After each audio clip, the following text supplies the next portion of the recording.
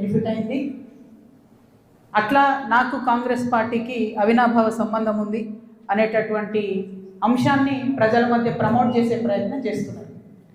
ఈ వెకిలి ప్రయత్నాలు చేస్తున్నటువంటి గుంటనక్కలందరూ కూడా నేను చెప్తా ఉన్నా, నేను ఇంకా మీ చిట్టా విప్పడం ప్రారంభించలేదు, ఓన్లీ టాస్ వేసిన అంతే. ఆ టాస్కే ఇంత భయపడితే ఎట్లా మీరు?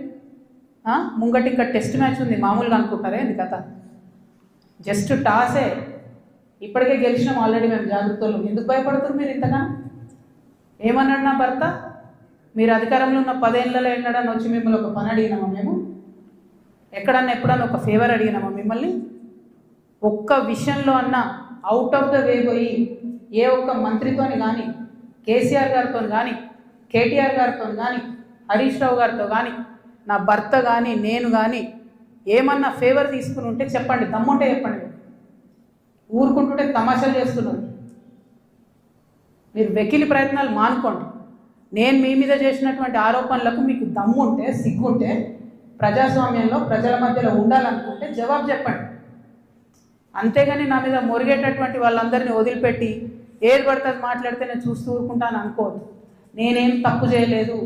బీఆర్ఎస్ ఉన్నటువంటి అధికారంలో ఉన్నటువంటి 10 సంవత్సరాలలో ప్రభుత్వం నుండి నేను ₹1 కూడా లాభం పొందలేదు. మీరు చేసినటువంటి అక్రమాలన్నీ నా మీద ఆపాదిద్దామని చూసుకుంటే నేను ఊరుకునే వ్యక్తిని కాదు. నీతి నిజాయితీ నా వైపు ఉంది కాబట్టి నేను ఇలా ధైర్యంగా కుండబద్దలు కొట్టినట్టు ఎక్కడికి పోయినా మాట్లాడుతున్నా. నాకు ఎవరితో అండర్స్టాండింగ్ లేదు, ఎవరితో వ్యాపారం లేదు. నా భర్త ఎప్పుడైతే టీఆర్ఎస్ అధికారంలోకి వచ్చిందో నేను నా భర్త ఒకటే విషయం అనుకున్నాం. అమెరికా నుండి 2004లో మేము వస్తే నేను ఉద్యమంలో ఉన్నా, ఆయన వ్యాపారంలో ఉన్నాడు. ఇల్లు గడవాలి కదా, మీ లెక్క మంది మీద వాడు దోసుకోలే. నేను ఎప్పుడు మీ లెక్క నేను ఎవరిని వాడి వసూలు చేసుకొని ఉద్యమాలు నడపలేను. సమయం సందర్భం వచ్చినప్పుడు నా నగలు కుదబెట్టి బతుకమ్మ చేసిన నేను. అందుకే ఇంత పౌరుషం నాకు. ఉద్యమంలో మీరు ఎవరెవరి దగ్గర దోసుకున్నారు, ఏ స్టూడియోల దగ్గర పోయి ధర్నాలు చేసి వాళ్ళతో కాంప్రమైజ్ అయిండ్రు, అన్నీ తెలుసు సంగతులు. చెప్పలేదు, ఎందుకంటే సిగ్గుపోతుంది తెలంగాణ వాళ్ళదని. నవ్వేటోళ్ళ ముందట జారిపడొద్దు అన్నారు కాబట్టి చెప్పలేదు. మీరు ఊరికే తమాషాలు చేసి నాతో పెట్టుకుంటే మాత్రం మామూలు చిట్టాలేదు నా దగ్గర. ఇవాళ నేను ఫస్ట్ టీ న్యూస్కి లీగల్ నోటీస్ పంపిస్తా ఉన్నా. నా భర్త పేరు పెట్టి కృష్ణారావు అనేటటువంటి ఎమ్మెల్యే గారు ఏదైతే ప్రెస్ మీట్ పెట్టినరో, మీరేమన్నా ఆల్తు ఫాల్తు social media channel T news అంటే? శాటిలైట్ ఛానల్, మీరు ఒక పార్టీని రిప్రజెంట్ చేసే ఛానల్, కనీసం వెరిఫై చేసుకోరా? ఏది పడితే అది వేసేసుడేనా? వేరే వాళ్ళది వేస్తే వాళ్ళు ఊరుకున్నారేమో, నేను ఊరుకునేదాన్ని కాదు, ముందే చెప్తున్నాను.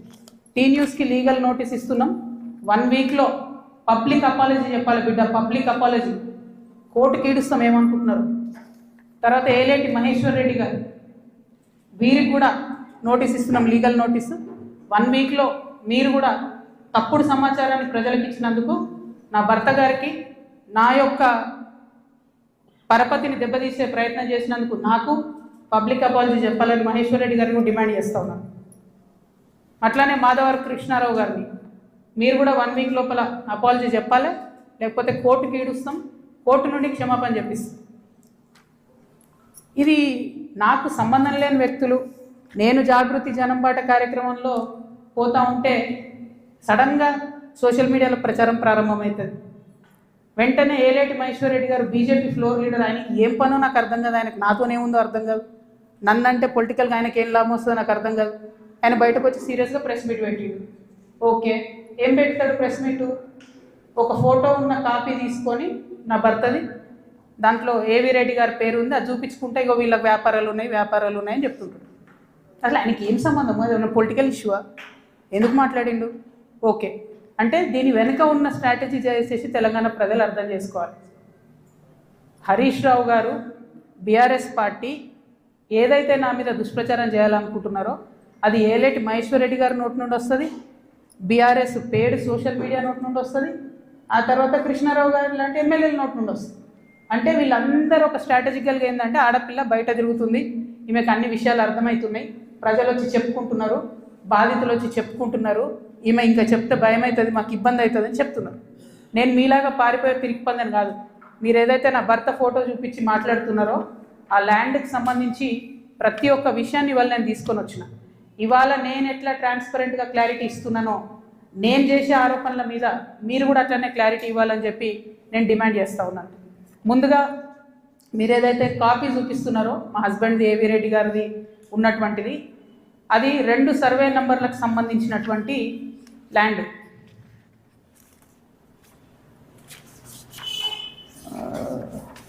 బ్రీఫ్ రవీంద్రబాబు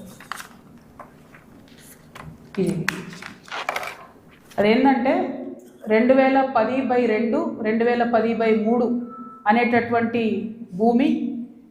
దీనికి 1975 నుండి కూడా ఈ భూమికి కంప్లీట్గా పట్టాలు ఉన్నాయి, దానికి పాస్బుక్లు ఉన్నాయి. కంప్లీట్గా ఇది ప్రైవేట్ ల్యాండ్. ఈ ప్రైవేట్ ల్యాండ్లో 4 వ్యక్తులు, 4 కొడుకులు, వాళ్ళకి మనిషి 4 ఎకరాలు వచ్చినాయి.